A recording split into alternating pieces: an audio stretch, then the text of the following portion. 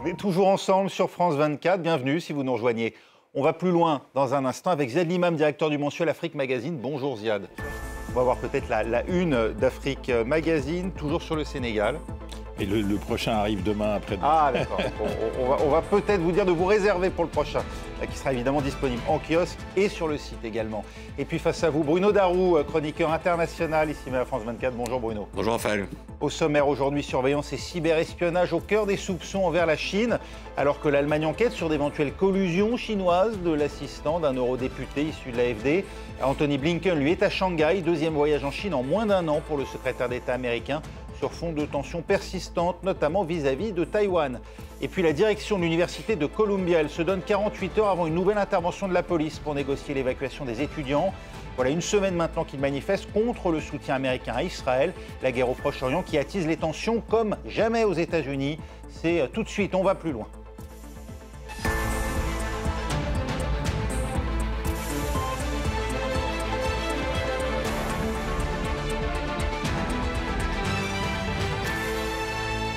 Anthony Blinken est arrivé à Shanghai. Le secrétaire américain entame un déplacement de 3 jours en Chine, placé sous le signe de l'apaisement.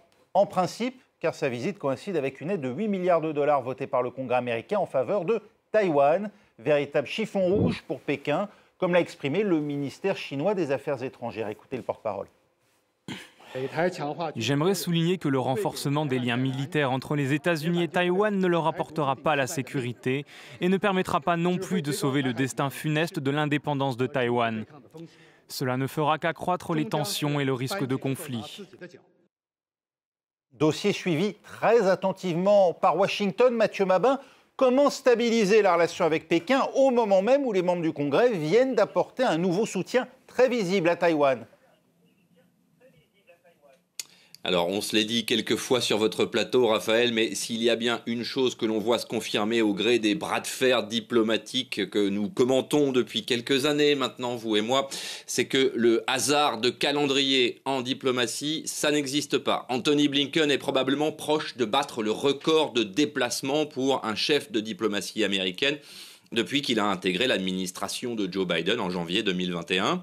On l'a vu avec le Moyen-Orient, évidemment, Anthony Blinken est devenu un véritable pompier. Et vous l'avez rappelé fort justement, dans le package budgétaire enfin libéré par le Congrès, il y a une enveloppe pour Taïwan, ce qui allait évidemment susciter une réaction de Pékin.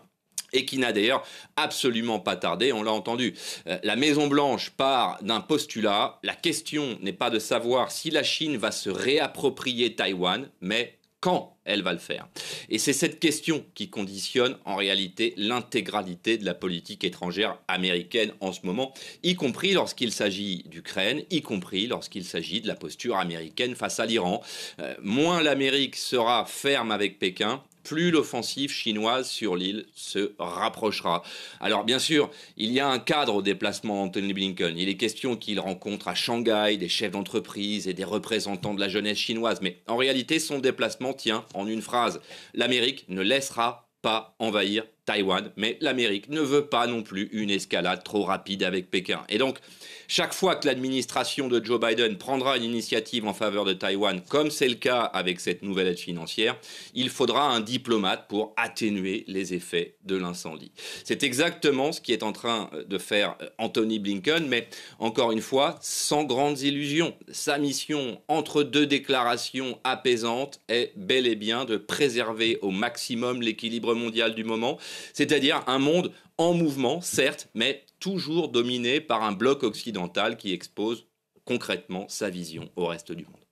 Oui, il faut dire qu'au-delà de la question de Taïwan, les États-Unis et leurs alliés, notamment l'Europe, sont particulièrement inquiets des pratiques de la Chine en matière d'espionnage, vues comme très hostiles. Les précisions en images de Marc Pau. Officiellement, les relations sino-américaines sont en voie de normalisation. Mais dans les faits, les tensions restent vives. L'Occident se dit notamment de plus en plus inquiet des tentatives d'espionnage venues de Chine. Plusieurs espions présumés ont ainsi été arrêtés en Allemagne et au Royaume-Uni cette semaine. Les cyberattaques constituent aussi une grande source de préoccupation. La Chine est ainsi le pays à l'origine du plus grand nombre d'intrusions numériques devant la Russie. Pékin serait responsable de 240 attaques entre 2005 et 2023, selon le référentiel européen de cyberincidents. Les États-Unis constituent leur principale cible. Les autorités chinoises tentent en effet de perturber l'économie, la sécurité nationale et la politique de sa superpuissance rivale. La Chine essaye de se frayer un chemin vers le sommet des industries du XXIe siècle. La propriété intellectuelle qu'elle ne subventionne pas et n'achète pas par l'intermédiaire de sociétés écrans, ce sont des cyberespions qui la voleront. L'ampleur du vol est stupéfiante. Une société américaine sur 5 a vu sa propriété intellectuelle volée. Mais Pékin regarde de plus en plus vers l'Europe. En 2021, 30% des entreprises allemandes déclaraient avoir été attaquées par la Chine, un chiffre passé à 43% un an plus tard. Ces attaques s'avèrent coûteuses. Bien qu'elles ne soient pas entièrement imputables à Pékin, les cyberattaques auraient coûté aux entreprises allemandes 223 milliards d'euros de leur poche, soit 6% du PIB du pays en 2021. Les États-Unis et l'Union européenne ont ainsi pris des mesures ciblant plusieurs entreprises chinoises de premier plan ces dernières années, comme Huawei ou encore TikTok. Ils ont aussi renforcé la protection des technologies les plus à risque, notamment l'intelligence artificielle, le génie génétique ou encore les micropuces. Et des soupçons d'espionnage qui ne concernent pas que les entreprises et qui vont jusqu'à conduire les autorités allemandes à ouvrir une enquête contre l'assistant de la tête de liste AfD, c'est le parti d'extrême droite, aux élections européennes du 9 juin prochain. Il est soupçonné d'avoir transmis à Pékin des renseignements, notamment sur des opposants chinois en Allemagne. Ziad Limam, on est face à une vraie tentative d'entrisme. Il y a plusieurs entrismes. L'entrisme qu'on commence à bien connaître, c'est les tentatives du gouvernement chinois de surveiller ces diasporas dans le monde entier. Soit, on vous rappelez de l'histoire des commissariats fantômes, etc. Donc je pense qu'il y a beaucoup d'énergie au niveau du gouvernement à Pékin pour savoir ce que pensent, que font, comment agissent les diasporas chinoises dans le monde. Est-ce qu'elles sont bien dans le moule ou est-ce qu'elles sont potentiellement agitatrices, etc. Bon, donc ça, c'est très clair. Donc il y a des agents intermédiaires, etc. La deuxième chose, c'est qu'on se rend compte à quel point le Parlement européen est devenu une espèce de boulevard des espionnages. C'est-à-dire que, paradoxalement, ça montre aussi à quel point cette institution est devenue importante. C'est-à-dire qu'elle s'est installée dans le paysage, c'est un centre de pouvoir en Europe, c'est un centre d'influence, et donc Qatargate, Russiagate, Chinagate et autres gates possibles qu'on ne connaît pas et qu'on connaîtra, sur une assemblée et sur une commission qui est un immense outil bureaucratique. Donc il y a forcément beaucoup de points d'entrée pour des gens mal intentionnés qui trouveront toujours un ou deux personnages bien intentionnés à leur égard. Mais ça prouve que l'Europe, contrairement à ce qu'on dit, et que les institutions européennes, contrairement à ce qu'on dit, elles ont du sens et elles ont de l'importance. Et la troisième chose, c'est la compétition. Bon, espionnage peut-être, certainement, la compétition avec les États-Unis et l'Europe, mais c'est une compétition là aussi assez intéressante parce que la Chine, c'est pas la Russie. C'est-à-dire que la Chine a une capacité économique extrêmement forte. La Chine peut devenir, sur un certain nombre d'industries, la première puissance mondiale. La Chine peut concurrencer directement les Américains sur un certain nombre de produits stratégiques. Et quand ils sont en retard, ils prennent tous les moyens possibles et inimaginables, je pense aux puces en particulier, aux composantes électroniques, ils prendront tous les moyens possibles et inimaginables pour ne pas être distancés, pas être largués. Et donc, c'est une compétition frontale, ouverte, avec de l'espionnage, avec du vol, mais je pense que nos amis américains, les saints parmi les saints de cette planète, sont loin de ne pas réagir, de ne pas eux-mêmes espionner, voler, prendre, etc. Donc on voit physiquement devant nous cette compétition entre ces deux superpuissances dont le centre n'est pas que militaire. C'est-à-dire c'est vraiment une compétition de domination économique du monde, d'être la puissance référente. Bon, les Chinois ont du retard, les Américains ont de l'avance, mais on voit que les deux courbes ont tendance à se rapprocher. C'est plus Bruxelles, c'est Casablanca, Bruno, pour reprendre le film de Bogart, c'est-à-dire qu'on est face à un nid d'espions. Ça date, hein. C'est le maillon faible aussi, parce que Bruxelles, aujourd'hui, lance une enquête sur des marchés publics chinois, dispositifs médicaux. Elle soupçonne la Chine de favoriser ses propres fournisseurs. Bon, c'est pas nouveau, mais on fait finalement un constat doublement inquiétant qu'il y a d'une part un marché chinois qui nous est fermé, et d'autre part des tentatives chinoises pour en revanche influencer même les législateurs, ceux qui font la politique ici même en Europe, pour l'ouvrir davantage encore à la Chine. Oui, alors d'abord sur cette histoire de l'AfD, hein, parce qu'il y a aussi le chancelier Olaf Scholz qui s'est exprimé, qui avait l'air absolument scandalisé de cet espionnage et de ce qui se passait au sein de cette formation populiste. Bon, on est aussi en campagne électorale pour les élections européennes, parce qu'Olaf Scholz, il était il y a pas longtemps en Chine, il n'a pas tenu du tout le même discours. Donc là, c'est aussi un discours en termes de politique intérieure à quelques semaines maintenant des élections européennes pour discréditer un peu plus les formations populistes. Parce que par contre, du côté chinois aussi, il y a cette attitude, c'est-à-dire d'essayer de corrompre. Alors en général, c'est des formations populistes, et là ça ressemble un peu aux tactiques russes, parce que évidemment les Russes, mais les Chinois également, aimeraient bien que l'Europe soit dominée par des formations populistes, parce que ça mettrait un grand foutoir au sein des institutions européennes, ça affaiblirait l'Europe, et donc ça ferait aussi les affaires de la Chine. Donc il y a aussi cet aspect-là. Après, qu'il y ait des espions chinois voilà, en Europe, franchement, c'est pas une nouveauté. Hein. C'est pour ça que l'histoire de l'AfD, franchement, je pense que c'est vraiment de la politique intérieure. Mais après, sur l'autre aspect de votre question, il y a effectivement aussi l'Europe qui se réveille et qui n'a plus envie d'être naïve face aux pratiques commerciales chinoises et qui dit maintenant voilà, nous aussi on va vous imposer des règles si vous ne respectez pas tel et tel critère. Donc évidemment les Chinois ne sont pas contents, mais ils jouent toujours sur la division. Il va y avoir une visite du président chinois très bientôt, début mai, en Europe. Il va d'ailleurs passer par la France. Il préfère toujours la relation bilatérale que la relation groupée. Emmanuel Macron avait essayé un peu de jouer groupé avec la présidente de la Commission européenne et le chancelier allemand vis-à-vis de la Chine, ce qui paraissait plus efficace. Mais Olaf Scholz n'a pas suivi très longtemps. Le poids que pèse l'Allemagne seule dans les relations avec la Chine. Hein. L'Allemagne, premier partenaire commercial de la Chine. Ouais. Et dans la visite du président chinois, il va aller aussi en Serbie et en Hongrie, donc des puissances, des pays un peu disruptifs par rapport à l'ordre européen quand même. On en arrive aux pratiques sur le numérique. Mathieu Mabin, TikTok, le réseau social favori des adolescents et notamment des jeunes Américains, accusé d'espionnage au profit de Pékin et menacé désormais de disparaître du territoire américain. Oui, même si, au-delà du discours politique que l'on peut entendre dans les commissions d'enquête parlementaire du Congrès des États-Unis, puisque c'est de cela qu'il s'agit, le constat général sur la pénétration de l'influence chinoise dans les consciences américaines est globalement désastreux. Hein. Prenons le Pentagone, par exemple. Les généraux américains ne voient absolument plus TikTok comme un réseau social sur lequel leurs propres enfants parfois perdent leur temps, comme la presque totalité des enfants américains, mais bel et bien comme un nouvel espace de bataille à l'intérieur duquel se livre une lutte à mort, celle de l'influence. 170 millions d'utilisateurs américains, essentiellement les jeunes américains, et parmi eux les élites de demain, 170 millions d'individus dont les données personnelles sont stockées sur des serveurs à Pékin. Pour la défense américaine, il s'agit là d'un trésor de guerre, ni plus ni moins, absolument irrécupérable, qui donne à la Chine le pouvoir de tracer une sorte de cartographie de la conscience collective américaine de demain. Autrement dit, une capacité à faire douter la jeunesse américaine de ses institutions, de ses valeurs, de ses leaders, et donc concrètement d'elle-même. Alors, limiter le temps d'écran pour les jeunes Américains est certes présenté comme une sorte de victoire, mais en réalité, il est globalement déjà trop tard, puisque même le ministère de l'Éducation nationale des États-Unis considère que TikTok a désormais une influence supérieure ou égale à l'école américaine sur la construction des jeunes consciences.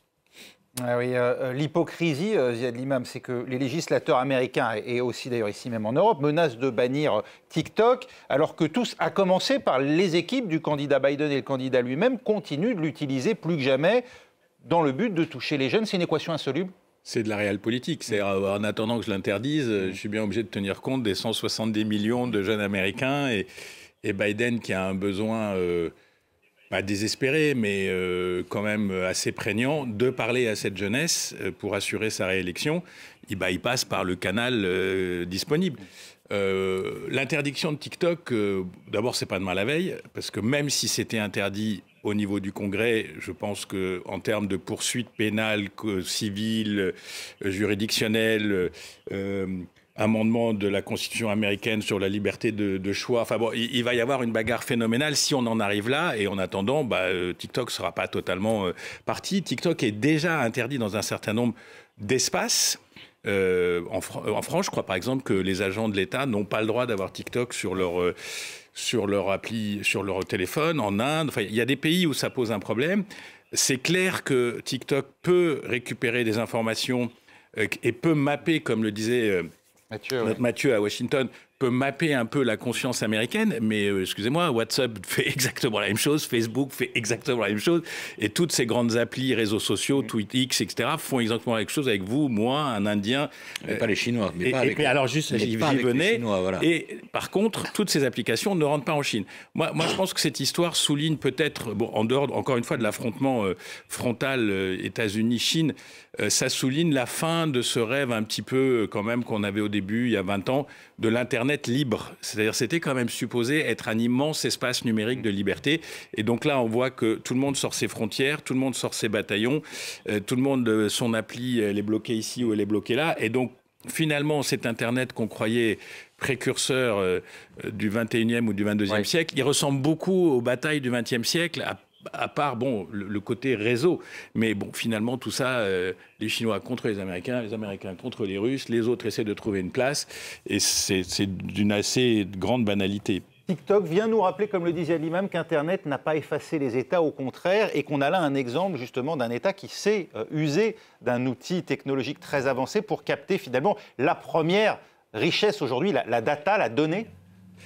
Oui, alors il sait en user contre les nations avec lesquelles il est non pas en guerre, mais en tout cas en concurrence, en rivalité, tout en ne permettant pas l'utilisation de cette même application TikTok sur son territoire. Parce qu'en fait, les Chinois en ont une version, je crois que ça s'appelle Douyin ou quelque chose, enfin une version très dégradée qui ne contient pas Amazon, les mêmes possibilités. À noter d'ailleurs que certains pays, parfois des régimes autoritaires, voire dictatoriaux, ont également interdit TikTok parce que c'était une application un peu trop incontrôlable. Donc là, effectivement, les Chinois l'utilisent à l'extérieur contre leur principal rival finalement, mais les Américains aussi, la réaction américaine, en fait, c'est pas tellement d'interdire TikTok, c'est en fait de faire passer TikTok sous contrôle américain, parce que ce qui énerve beaucoup les Américains, c'est que c'est un domaine technologique. Alors moi, je suis pas du tout un spécialiste, mais j'ai lu des analyses comme quoi l'algorithme vidéo que les Chinois, alors peut-être suite à des espionnages, etc., mais bref, ils l'avaient récupéré eux-mêmes, qu'ils ont mis en place pour TikTok, ils avaient pris de l'avance. Et ça, les Américains n'aiment pas du tout. Donc ils disent non, on va pas. Je pense pas qu'ils veuillent interdire TikTok. Ce serait quasiment impossible aujourd'hui. Mais ils veulent reprendre le contrôle, en exclure les Chinois. Et ils envoient aussi un message aux Chinois sur le thème attention, les technologies du 21e siècle. Bon, on va avoir une rude bataille là-dessus, parce qu'on ne peut pas vous laisser prendre le leadership. C'est aussi ça qui se joue, celui qui, d'un point de vue technologique, est le plus en avance par rapport à l'autre. Oui, la prochaine étape, c'est l'intelligence artificielle générative. Voilà, mais ils sont déjà à fond. La chose qui change avec la Chine, c'est qu'ils ont aussi un peu moins de contraintes que nous. C'est-à-dire qu'en termes éthiques ou en termes légaux, ils peuvent faire de la recherche très très avancée en ayant moins d'embarras juridiques que les Européens ou les Américains.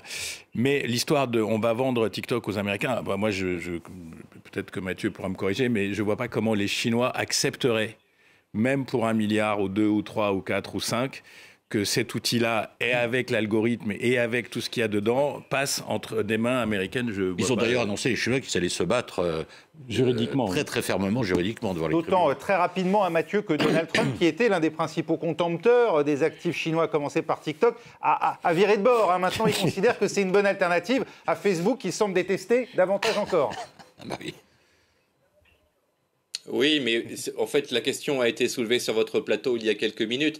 C'est vrai que le contexte n'est absolument pas favorable à trouver un accord transpartisan sur le sort que l'Amérique devra réserver à TikTok. On est en pleine campagne présidentielle. TikTok est un outil de campagne absolument indispensable, autant à Joe Biden qu'à Donald Trump, évidemment. Donc, il est fort probable, en tout cas, que ce sujet soit reporté, non pas au calendrier grec, mais au moins à l'après-présidentiel. Et effectivement, c'est vrai que le TikTok américain ne ressemble en rien au TikTok chinois.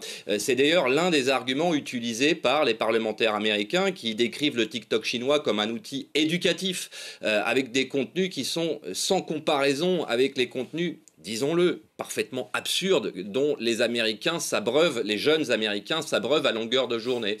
C'est un facteur qui inquiète. Je ne serais pas aussi catégorique sur le fait que TikTok ne pourra pas être fermé ou interdit. Dès lors que TikTok représenterait clairement une menace pour l'intérêt national américain, l'exécutif américain pourrait éventuellement s'affranchir, y compris de l'avis même du Congrès, pour décréter la menace et donc provoquer l'interdiction ou la suspension ou la fermeture ou des obstacles technologiques qui rendraient TikTok beaucoup moins efficace que ce qui existe aujourd'hui. On parlait de la jeunesse américaine. Je continue avec vous. Très brièvement, Mathieu, je vais vous demander, parce qu'on arrive presque au terme de cette émission, mais l'autre sujet qui concerne les jeunes aujourd'hui qui se manifeste, c'est la diplomatie américaine contestée, non pas sur la Chine, mais sur la position de Washington au Proche-Orient, notamment au sein des universités, comme à New York, où le campus de Columbia est occupé depuis une semaine maintenant par des étudiants qui manifestent bruyamment contre le soutien américain à Israël. Les autorités de Columbia sont dans l'embarras. Comment évacuer sans violence, comment éviter que le mouvement aussi gagne d'autres universités? Alors, je dirais que ce n'est pas vraiment nouveau. Les directions des universités d'Harvard et de Pennsylvanie ont déjà été poussées à la démission par ce problème, vous vous en souvenez.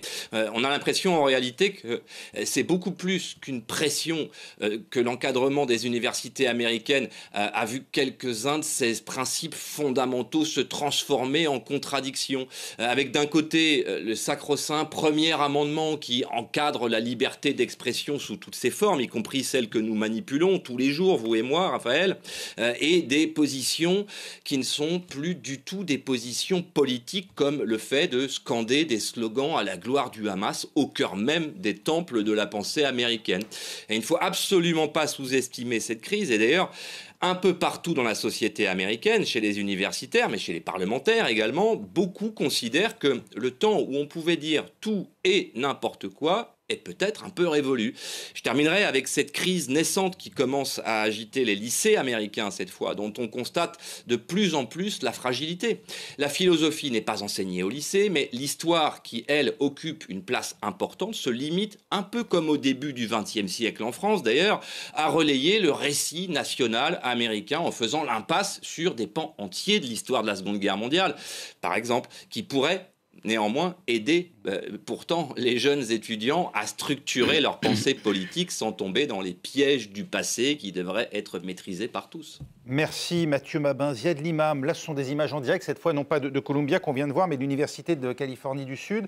Est-ce qu'on assiste à une mobilisation pacifiste comparable à celle des années 60 contre la guerre du Vietnam, ou bien à une dérive antisémite d'une partie de la jeunesse américaine ? Franchement, je pense pas que la jeunesse américaine, celle qui manifeste dans les campus, etc., soit devenue subitement antisémite du jour au lendemain. Je pense que c'est vraiment... Il y a certainement quelques antisémites, il y a certainement quelques pro-Hamas, mais moi je pense qu'il faut voir le mouvement de fond. Le mouvement de fond, c'est un basculement de la jeunesse, pas de toutes les jeunesses, parce on est sur des campus qui sont quand même des campus qui sont marqués, qui ont une histoire militante, qui sont marqués, disons, à gauche aux États-Unis. Je ne sais pas si ça veut dire quelque chose, mais voilà, c'est pas toute l'Amérique, mais il y a un déplacement de fond de l'opinion d'une grande partie de la jeunesse américaine sur la question des Palestiniens, qui est non pas perçue. Moi, ça me rappelle plus l'apartheid aux États-Unis, les grands mouvements anti-apartheid aux États-Unis. On est plus dans cette discussion-là. Et je pense qu'il y a un véritable embarras parce que envoyer la police aujourd'hui, vider les campus, c'est très très complexe. Les risques de violence sont très très complexes. Et je pense ça souligne à quel point aussi la question palestinienne qui était totalement absente aux États-Unis. Il faut imaginer que pendant des années, ça apparaît pas, ça vient pas sur CNN. Là, on a vu des reportages sur CNN, on a vu des reportages sur CBS. C'est-à-dire le reporting de ce qui se passe à Gaza et en partie aussi dans les territoires occupés, est arrivé dans les foyers américains, chez les jeunes Américains qui ont peut-être trouvé là une espèce d'implication idéologique des temps modernes. C'est-à-dire les Palestiniens, c'est un peu les Sud-Africains d'aujourd'hui. Ça souligne en tout cas la déconnexion du Parti démocrate aujourd'hui au pouvoir avec une partie de sa base militante traditionnelle. Et oui, c'est ça qui est très embêtant pour le Parti démocrate et plus particulièrement pour Joe Biden à quelques mois de l'élection présidentielle, c'est qu'entre cette jeunesse et alors la génération de Joe Biden ou même Chuck Schumer, on a l'impression qu'il a été là depuis quand même fort longtemps, au Sénat, qui eux, toute leur vie, ont quand même soutenu idéologiquement, enfin quand on regarde le parcours de Joe Biden, c'était presque une forme de mission pour lui que de soutenir le droit à l'existence d'Israël et la sécurité d'Israël, face à cette jeunesse qui prend conscience aussi des souffrances du peuple palestinien et qui est très, très engagée sur cette cause. Normalement, une cause comme ça, aujourd'hui, en 2024, ça devrait être récupéré par le Parti démocrate et être un atout pour la prochaine élection présidentielle. Et au contraire, c'est pas du tout ce qui se passe. Et évidemment, avec le parcours et la personnalité de Joe Biden, c'est un gros problème pour le jour de l'élection parce que peut-être que beaucoup de ces électeurs décideront de rester chez eux. Et on verra, on aura la réponse dans 6 mois maintenant. Hein, ça va vite. Ça va vite venir. Ça va très vite venir. Il y aura juste les Jeux Olympiques et après, après l'élection américaine. Voilà. Merci beaucoup Ziad Limam qui était avec nous, Bruno Darou en plateau et Mathieu Mabin depuis Washington. On va plus loin, c'est terminé. Prochain journal dans 4 minutes.